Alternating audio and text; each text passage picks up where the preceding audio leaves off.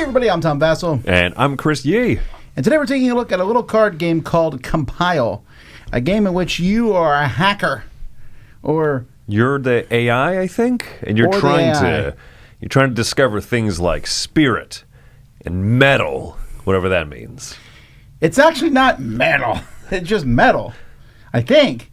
Well, I don't think it's here hard rock. this, Ronnie James Dio. The theme in this game doth not exist.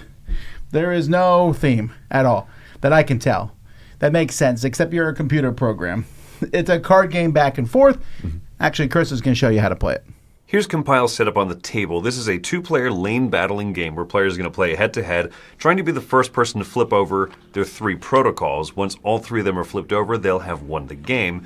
You do so by having a total of 10 or more strength in a single line, and your side of the line must have more combined strength than your opponent's. If you do, then you're eligible to flip this over, which will wipe all the cards that were in that line to begin with. The idea is that players are going to have three different elements or three different protocols. You'll draft them from the 12 that come in the box. So these are the three that each of us are using. There are extras here. You'll choose your combination of three and shuffle all the cards of those suits together to form your deck. So we're playing Life, Light, and Psychic versus Spirit, Metal, and Gravity. You're going to do a few things. At the start of your turn, you're going to check if you have control. So me down here, I do not have control because I do not have the greater number in two of the three lines. You can see my opponent actually has control, so at the start of their turn, when they check for it, they would take this card. After you check for control, you'll do one of three actions. The first action is a mandatory one if you qualify for it, and that is what I mentioned earlier, which is compiling. If you have the 10 strength greater than your opponent in that same line, your mandatory action is to wipe all these cards, flip this over, and score a point. If you ever compile an area where you already have compiled, you'll take the top card from your opponent's deck and add it into your hand. If you are not eligible to compile, you have one of two other actions you may do, the first of which is to refresh and draw back up to 5 cards in hand, and the second is to play a card out as for your action. When you play cards, you can either play cards face up, and if so, they must go into the matching line where they belong, and then you will resolve its middle text box effect. Or you can play a card face down, and even though this Psychic 0 normally has to be played as Psychic, if I play it face down, I could play it into Life, or I could play it over Light instead.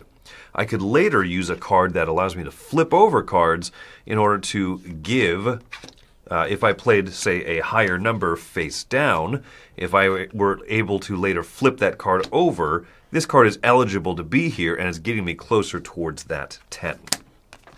So that's the basic flow of the game. Now there's 3 text boxes you notice on each card. Most cards have just a middle effect, but some cards will have one on the top box and others will have one on the bottom box. So this Psychic card here says that if it's on top, then this is an ongoing condition. If it's on the bottom, this is also an ongoing condition. However, the top effects will never be covered up as you play future cards, but you will cover up the bottom effects here.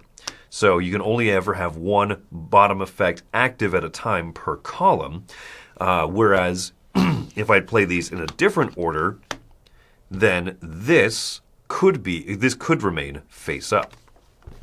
So you just continue playing until you trigger these effects. Now, we talked about control earlier. Let's say that at the start of my turn, I was in control here. So at the start of my turn, I check. I am greater in 2 columns, so I would take the control marker on my side. This will strengthen 2 of my actions, either the refresh, so I can draw back up to 5 cards, or if I compile on my turn while I have control, I can return this to the center, and I can make a swap. So let's say that, for example, I have already compiled this. You see, I've already scored Light. I want to score one of these other ones. If I have control of the board, I can choose to return this before I do the compile action to swap 2 protocol cards. I can swap my own, or I could swap 2 of my opponents for whatever reason I might choose to do so. I might choose to swap these because I've already compiled light. Now as my main action of my turn, I'm going to compile in this row again because I have 10 strength and more than my opponent. All these cards go away, and I do get to flip this one over, and now I'm 2/3 of the way to victory.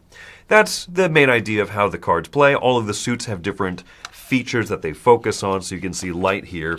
Say that it tends to draw, flip, and shift. Life tends to flip, top deck play, and draw. Metal, on the other hand, prevents things, draws and flips. Some of the suits that we don't have here in play. Fire allows you to discard effects. Darkness is draw, shift cards around, and manipulate other effects. So you can see they all have different ways that they manipulate with the core of the game, but that's the main loop there in Compile.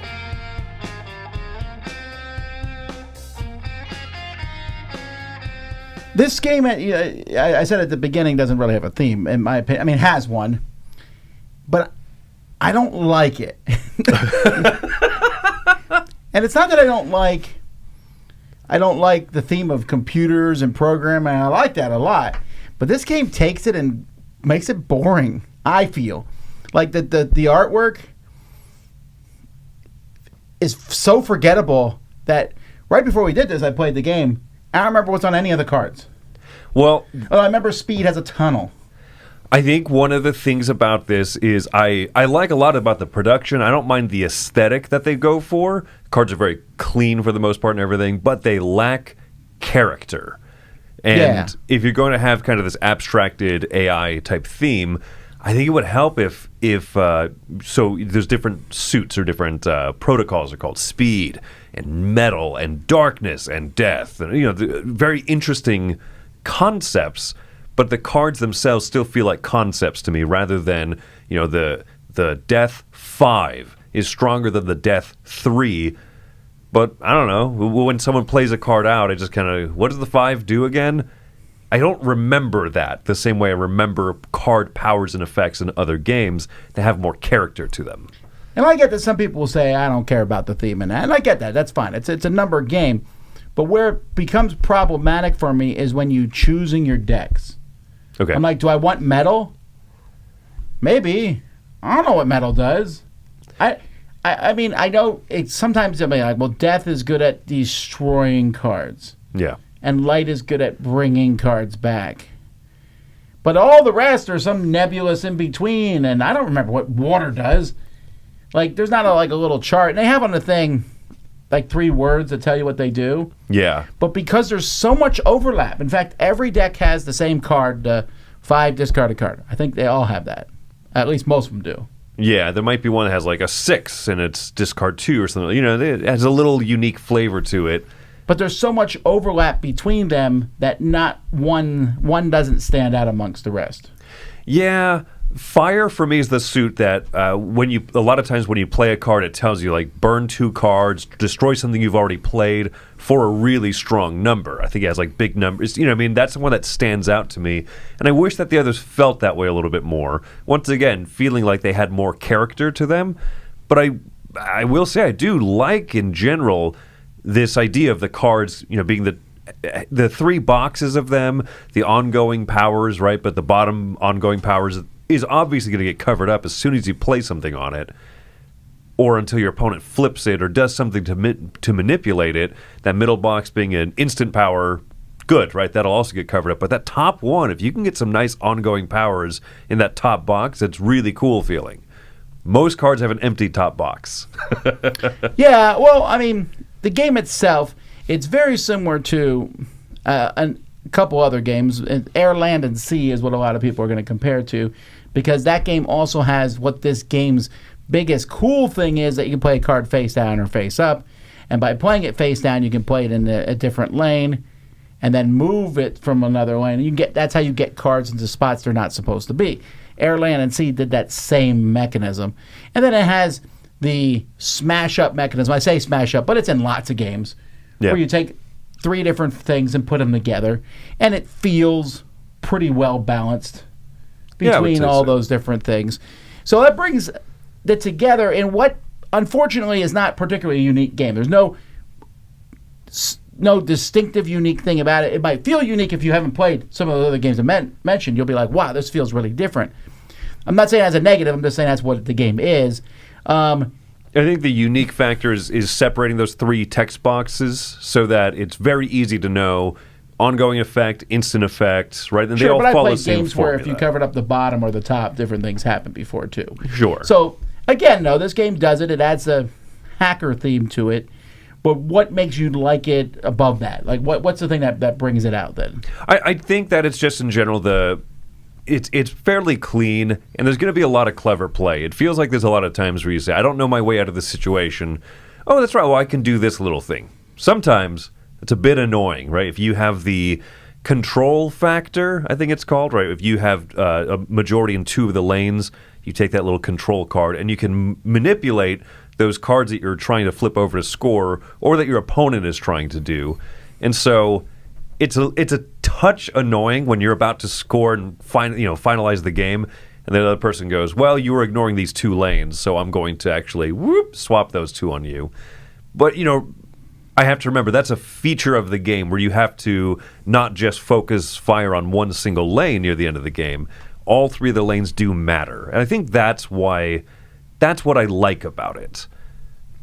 Yeah, it's a way of sneaking out. At the end, you're going to get down to probably you both have compiled 2, and trying to stop the other person from compiling their 3rd. And do you switch theirs right before they're going to compile, or can you switch your own and win you the game, sneakily, or do you have cards that let you do it? I don't love the compiling action, like you said. It's a sneaky thing. It's more annoying than anything else.